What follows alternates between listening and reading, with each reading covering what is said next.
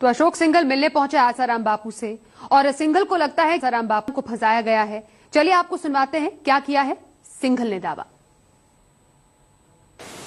मेरे मन में इच्छा हुई कि आज जब यहाँ आए हैं तो पूज्य आसाराम बापू से मैं मिलूं। तो कल ही मैंने समाचार दिया था इनको, तो मुझको वहाँ के जेलर साहब ने कहा कि आप सवेरे 8 बजे आइए, तो उनके मिलने का दिन है, इसलिए थोड़ी देर उनको सवेरे मिल करके चले जाए। तो मेरा बापू से बहुत संबंध है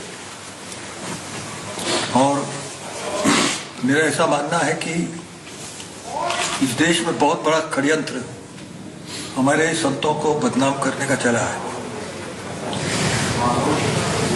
और उसमें जो सबसे बड़ी भूमिका है इस देश में हमारे संतों को बदनाम करने की, वो सोनिया गांधी की है। और इस बात को मैंने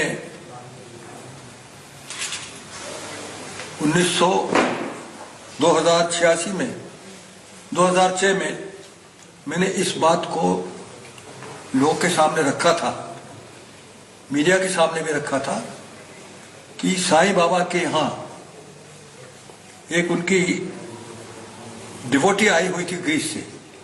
उनका तो विश्व भर में बहुत बड़ा काम था।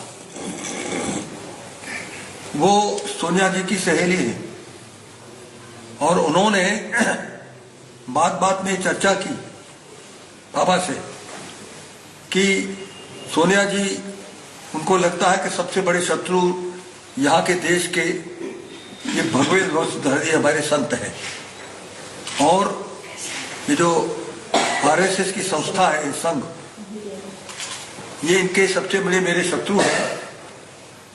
तो 2004 की बात है। तो 2004 में उन्होंने कहा कि मैं देखती हूँ इन सब बड़े बड़े लोगों को अपराधी बना करके इनको ठीक कर दूंगी, मैं इनकी प्रतिष्ठा समाज में से खत्म कर दूंगी। मेरे पास बाबा ने, साईं बाबा, मेरे बहुत संबंध था, बहुत निकट संबंध था। उन्होंने उसी समय व्यक्ति भेजा मेरे पास, ऐसा ऐसा है और इस प्रकार के प्रयत्न चलेंगे और चल भी रहे।